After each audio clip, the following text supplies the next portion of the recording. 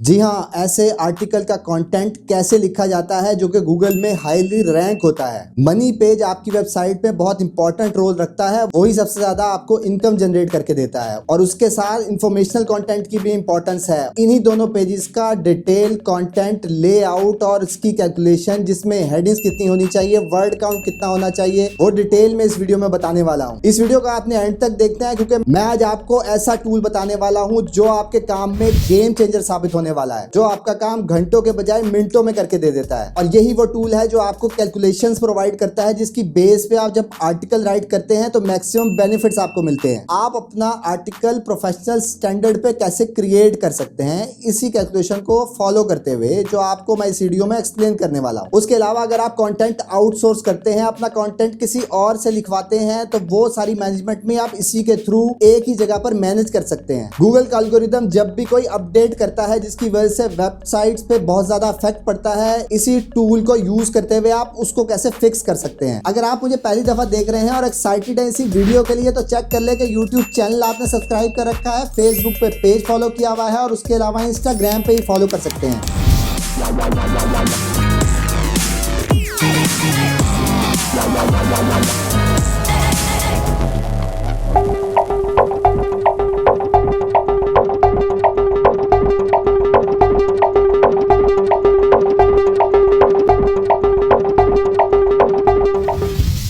जी हाँ, मैं हूं अस्पर, digital marketer, project consultant and commercial blogger. Article writing बहुत ही इंपॉर्टेंट रोल रखती है किसी भी ब्लॉग या वेबसाइट के फ्यूचर के लिए। ये आपका आर्टिकल ही होता है जो डिसाइड करवाता है आपके रीडर को कि उसने आपके आर्टिकल को कंप्लीटली रीड करना है। और जो भी आपने कॉल टू एक्शन उसमें लगा रखा है, कोई एफिलिएट लिंक प्लेस कर रखे हैं या एडवर्टाइजमेंट प्लेस कर रखी है, तो वो आपका राइटिंग स्टाइल ही डिसाइड करवाता है कि यूजर ने कब एक्शन लेना है और आपके कहने पर क्या करना है। आर्टिकल तो आपका ऐसा होना चाहिए कि जब आपका रीडर पढ़ना शुरू करे तो उसको आपके ऊपर बिलीव हो जाए कि वो इन्फॉर्मेशन जो आपको प्रोवाइड की जा रही है वो कितनी बेनिफिशियल है, और उसके बाद जाकर आपने क्या एक्शन लेने हैं उसी कंटेंट को फॉलो करते हुए। और मोस्ट इंपॉर्टेंट चीज एफिलिएट वर्ल्ड में आपका आर्टिकल ही होता है। जब आप उसको अपना कंटेंट रीड करवाते हैं और उसके लिए आसानी पैदा करते हैं उस प्रोडक्ट को बाय करने के लिए जो कि आपकी वेबसाइट के थ्रू जाकर उसने परचेज करनी है, जिससे आपको भी इनकम होने वाली होती है। जैसे कि आपके मुझे क्वेश्चंस भी आते रहते थे कि हमारे आर्टिकल का वर्ड काउंट कितना होना चाहिए। वर्ड काउंट की तो इंपॉर्टेंस अपनी जगह मौजूद रहती है, पर उसके अलावा जो पॉइंट्स होते हैं जो कि आपने फोकस करने होते हैं, वो भी मैं इसी वीडियो में डिटेल में बताने वाला हूं। सबसे पहले बात करते हैं जो आपका मनी पेज होता है। अगर वो एफिलिएट पेज है, एफिलिएट वेबसाइट आपने क्रिएट की हुई है, तो उसका वर्ड काउंट कितना होना चाहिए। जैसे आज का मैंने कीवर्ड सेलेक्ट किया एंटी एजिंग सीरम। जब आप इसका एफिलिएट आर्टिकल क्रिएट कर रहे होंगे तो आप इसी कीवर्ड को जब गूगल पे सर्च करेंगे, जो टॉप 3 to 5 रिजल्ट्स जितने भी वेबसाइट आपके सामने शो हो रही हैं उनको सेपरेटली ओपन करेंगे। तो जब इन्हीं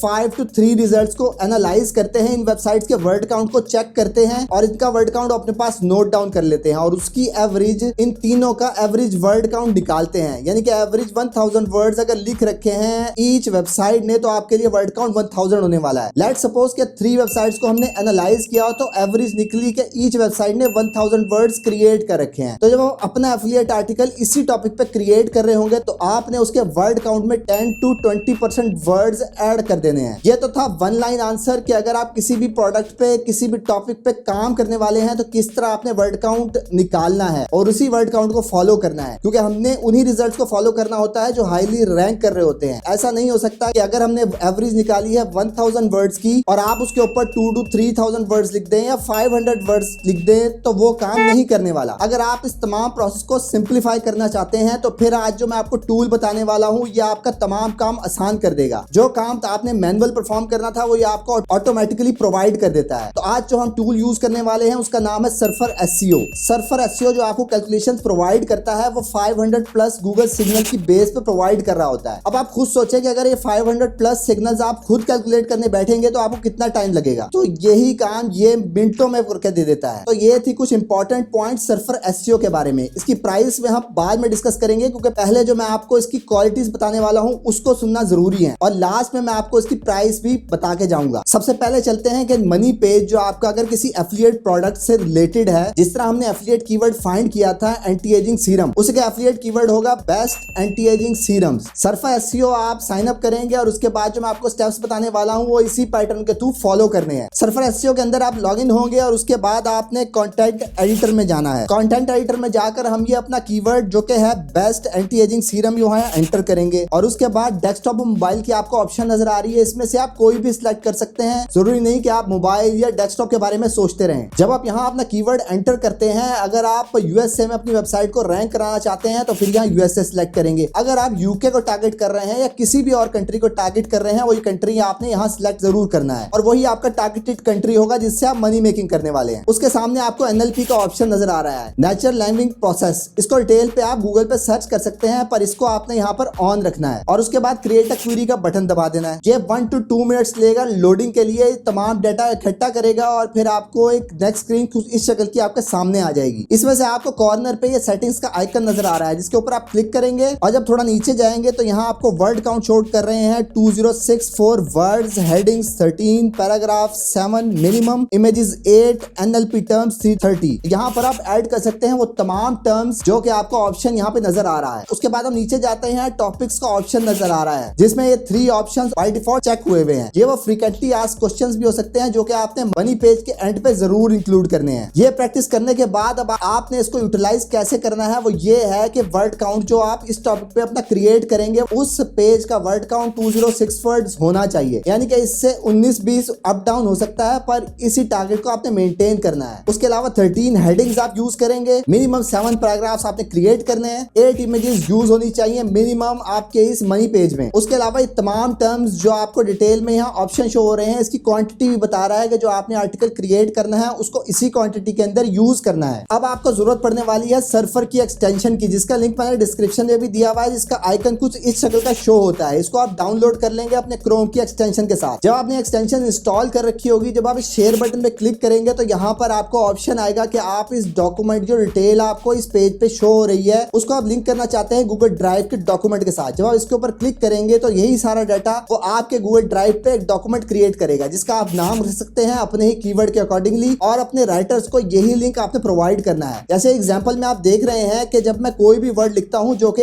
इस राइट साइड पे लिस्ट पे आपको शो हो रहा है, वो ऑटोमेटिकली चेक मार्क और उसके नंबर्स बढ़ते चले जाते हैं। तो जब आर्टिकल इसी पैटर्न के थ्रू लिख रहा होगा तो ये तमाम चीजें ग्रीन हो जाएंगी और आपका एक आर्टिकल क्रिएट हो जाएगा। तो जब आपका एक गूगल ड्राइव का डॉक्यूमेंट क्रिएट हो गया है तो यहाँ से आप लिंक क्रिएट कर सकते हैं, जो कि आप प्रोवाइड कर सकते हैं अपने आर्टिकल राइटर्स को, और जो कि जब आप उसके ऊपर राइट कर रहे होंगे वो लोग, तो आप भी देख सकते हैं कि उन्होंने ये तमाम कैलकुलेशन के ऊपर ही आर्टिकल क्रिएट किया हुआ है। इससे फायदा आपका ये होता है कि आपको करंट स्टेटस भी पता लग जाता है उसी आर्टिकल का कि वो कितना लिखा जा चुका है। तो ये एक सेंट्रलाइज प्लेटफॉर्म बन जाता है आपके लिए। अगर आप फ्रीलांस राइटिंग करवा रहे हैं तो वो आप मैनेज कर सकते हैं इसी टूल का यूज करते हुए। ये तो थी मनी पेज की एग्जांपल। उसके बाद हम चलते हैं दूसरी एग्जांपल पे, जो कि है इन्फॉर्मेशनल कंटेंट। जैसे कि आप सब लोगों को पता है कि एफिलिएट वेबसाइट जब भी क्रिएट करनी होती है उसमें कमर्शियल आर्टिकल्स तो होते ही हैं, पर आपने अपने ब्लॉग को नेचुरल रखने के लिए इन्फॉर्मेशनल आर्टिकल भी जरूर क्रिएट करने होते हैं। तो अगर हम यही कीवर्ड रखें जो कि हमारा था बेस्ट एंटी एजिंग सीरम्स, इसमें एक इंग्रेडिएंट होता है जो कि इसी सीरम को बनाने में काम आता है, जिसका नाम है जोजोबा ऑयल। तो हम इसी ब्लॉग के अंदर एक और इन्फॉर्मेशनल आर्टिकल क्रिएट करना चाहते हैं जिसका नाम होगा benefits of jojoba oil. Benefits of jojoba oil हमारा कीवर्ड है, इन्फॉर्मेशनल कीवर्ड है इसी आर्टिकल का जो हम क्रिएट करने वाले हैं। सेम उसी तरह आपने कंटेंट एडिटर में जाना है और यही कीवर्ड यहाँ एंटर करना है, और उसी तरह आप डेस्कटॉप सेलेक्ट कर सकते हैं और उसके बाद एनएलपी को ऑन रखना है, और फिर क्रिएट अ क्वेरी का बटन दबाएंगे तो 1 से 2 मिनट के बाद आपको नीचे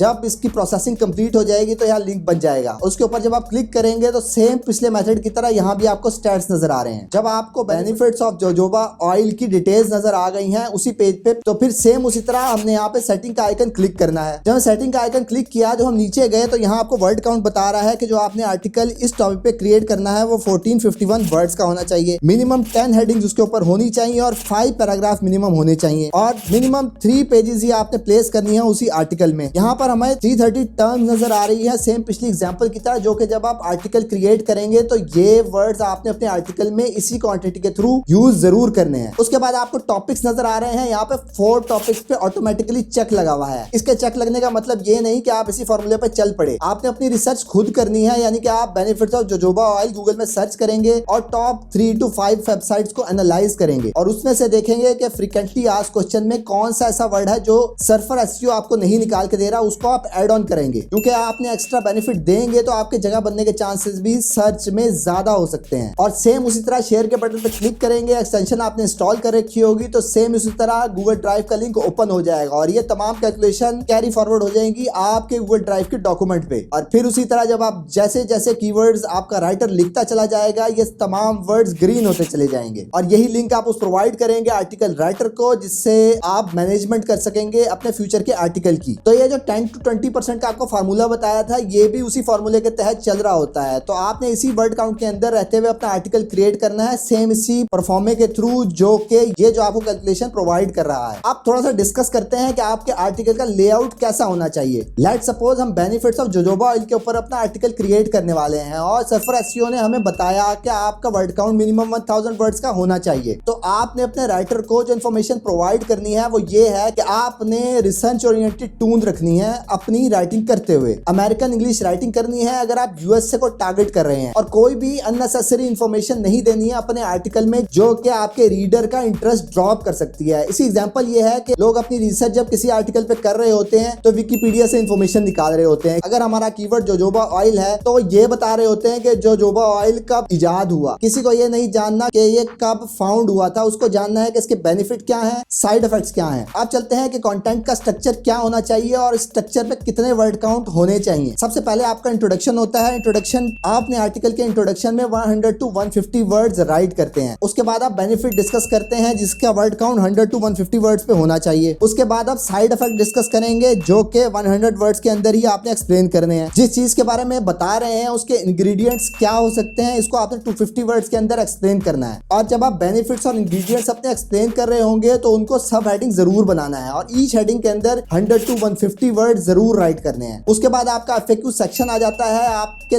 2 या 4 जितने भी एफएक्यू हैं उसके ऊपर आप 50 वर्ड जरूर राइट करेंगे। और एफएक्यू जब आप सर्च कर रहे होंगे तो आपने जब गूगल में आप अपना कीवर्ड सर्च करते हैं तो यहाँ भी आपको एफएक्यू नजर आ रहे होते हैं। यहाँ भी आप 1 by 1 जब कोई भी एफएक्यू ओपन करते हैं तो उसी से रिलेटेड और एफएक्यू गूगल आपको ऐड ऑन कर देता है। तो इसमें से आपने सिलेक्ट करना है जो आपसे बहुत ज्यादा रिलेटेड एफएक्यू हो सकते हैं, उसको अपने आर्टिकल का पार्ट जरूर बनाना है। और एंड पे कंक्लूजन देना है अपने आर्टिकल का। अगर आप मल्टीपल चीजें एक्सप्लेन कर रहे हैं और किसी फाइनल वर्डिक्ट पे अपने यूजर को पहुंचाना चाहते हैं तो उसको आप 100 वर्ड्स में जरूर एक्सप्लेन करें। ये तमाम स्टेप्स आपने फॉलो करने हैं उस सर्फर एसईओ कंटेंट के साथ अपना आर्टिकल क्रिएट करना है। और जब आपका आर्टिकल राइटर आपको आर्टिकल कंप्लीट करके दे देगा तो उसके बाद आपने फाइनल स्टेप जो रिव्यू में करना है, तो उस आर्टिकल को रिव्यू करने के लिए आपको ग्रामरली टूल की जरूरत पड़ेगी, जिसमें आपने वो ग्रामरली को यूज करते हुए जितनी मिस्टेक्स अगर उसके अंदर को नजर आ रही हैं ग्रामरली के थ्रू तो उसको रिवाइज जरूर करें और किसी अच्छे प्रूफ रीडर से उसको प्रूफ रीड कराएं ताकि अगर थोड़ी बहुत कोई गलतियां रह गई हैं वो भी अच्छे तरीके से फिक्स हो सके। इंफॉर्मेशनल कंटेंट के बाद एक स्ट्रॉन्ग सपोर्ट आर्टिकल आप बना सकते हैं, ये ऑप्शनल है। इसका बेनिफिट आपको ये मिलता है कि जब भी आप कोई ऐसा आर्टिकल क्रिएट कर रहे होते हैं, अगर आपका एवरेज वर्ड काउंट 1000 वर्ड्स का निकल आया है तो आप उसके ऊपर 2000 to 3000 वर्ड्स क्रिएट करें और उसमें वो तमाम चीजें एक्सप्लेन करें जो कि उस टॉपिक से रिलेवेंट हो सकती हैं, जिसके अंदर एफिलिएट लिंक्स भी आ सकते हैं, आपके इंटरनल वेबसाइट्स के लिंक भी आ सकते हैं। इस पेज में बहुत ज्यादा लिंक्स इंक्लूडेड होते हैं। ये पेज इसलिए इस्तेमाल होता है जो आर्टिकल ऑलरेडी रैंक हुआ होता है या वो आर्टिकल जिसको बहुत ज्यादा बैकलिंक मिल रहे होते हैं। तो जहां से उन वेबसाइट्स को बैकलिंक मिल रहे हैं आप उनको ईमेल करते हैं और अपना आर्टिकल दिखाते हैं। आपने उनका इंटरेस्ट ये बनाना होता है कि जिनको उन्होंने ऑलरेडी लिंक दिया हुआ है आपकी इंफॉर्मेशन उससे ज्यादा अच्छी और डिटेल्ड है, उनको आप 2 ऑप्शन देते हैं, या तो उनको रिप्लेस कर दें या फिर आपका लिंक भी उन्हीं के साथ ऐड ऑन कर दें। इस मेथड से आपको अच्छे बैकलिंक्स भी क्रिएट हो सकते हैं। ये तो थी वो तमाम क्वालिटी इंफॉर्मेशन जिसको यूज करते हुए आप अच्छा इंटरैक्टिव जो कि बेस्ट परफॉर्म करेगा गूगल सर्च में वो क्रिएट कर सकते हैं। तो अब चलते हैं कि इसकी प्राइस कितनी है और आपको कितना कॉस्ट होगा अगर आप सर्फर एसईओ को यूज करते हुए अपना आर्टिकल क्रिएट कर रहे हैं। ऑन एवरेज अगर आप 30 to 50 आर्टिकल्स क्रिएट कर रहे हैं पर मंथ तो आपको ये सारे इंफॉर्मेशन सर्फर एसईओ के लेने के लिए एक आर्टिकल की कॉस्ट $3 तक चार्ज होगी। और अगर आप मेरे से पूछे कि मेरी रिकमेंडेशन इसके बारे में क्या है तो $3 बहुत ही नॉमिनल अमाउंट है अगर आपको वही आर्टिकल फ्यूचर में $1000 जनरेट करके देने वाला है। अब बात करते हैं कि जो अपडेट्स गूगल की तरफ से आ रही होती हैं, साल में 1 या 2 दफा गूगल मेजर अपडेट करता है जिसकी वजह से लोगों की वेबसाइट सडनली 50% या 70% कंडीशन डाउन हो जाती है। तो आप इस टूल को यूज करते हुए कैसे फिक्स कर सकते हैं। गूगल की अपडेट जब भी आती है और जो वेबसाइट ज्यादा अफेक्ट होती है उसकी मोस्ट ऑफ द केसेस में उसका वर्ड काउंट और ऑन साइट एसईओ ही वजह बनती है। अगर आपने पास्ट में इसी टूल को यूज करते हुए अपना ऑन पेज एसईओ किया था और आपको अगर अपडेट अफेक्ट कर गई है तो आप इसी टूल को यूज करें और दोबारा उसकी कैलकुलेशन निकालें और उसी कैलकुलेशन के थ्रू अपने आर्टिकल को अपडेट करें। और 60% चांसेस यही होते हैं कि ऑन पेज की वजह से वेबसाइट्स अफेक्ट होती हैं और 40% चांस होता है ऑफ पेज की वजह से वेबसाइट्स अफेक्ट होती हैं। तो जो 60% आप फिक्स कर सकते हैं वो सर्फर एसईओ को यूज करते हुए उसी कैलकुलेशन के थ्रू अपने आर्टिकल्स अपडेट करेंगे और आप देखेंगे कि विद इन 4 to 6 वीक्स आपकी वेबसाइट वापस रिकवरी मोड पे आ जाएगी और अपनी पोजीशन वापस मेंटेन कर लेगी अगर डाउन होने की वजह ऑन साइट एसईओ होगी। अगर फिर भी वेबसाइट रिकवर नहीं होती तो फिर आपको पता होना चाहिए डाउन होने की वजह ऑफ पेज एसईओ है। ये थी आज की डिटेल वीडियो कि आप अपनी वेबसाइट के लिए कैसे कंटेंट राइट कर सकते हैं जो कि प्रोफेशनल स्टैंडर्ड्स पे बेस करता है। अगर ये तमाम चीजें आपको समझ आ चुकी हैं तो आप कमेंट में आई विल ट्राई इट लिखना मत भूलिएगा और उसके अलावा अपने दोस्तों को टैग जरूर कीजिएगा जो कि सेम इसी फील्ड से रिलेटेड है और स्ट्रगल कर रहे हैं। अगर इस वीडियो के बाद भी आपको एक क्वेश्चन है जो मैंने मिस कर दिया है तो आप कमेंट में अपना क्वेश्चन जरूर प्लेस करें। तो जाने से पहले ये जरूर चेक कर लें कि आपने यूट्यूब चैनल सब्सक्राइब कर रखा है, फेसबुक पे पेज फॉलो किया हुआ है और उसके अलावा इंस्टाग्राम पे ही फॉलो कर सकते हैं। That's all for today. Thank you very much. Have a good and safe day.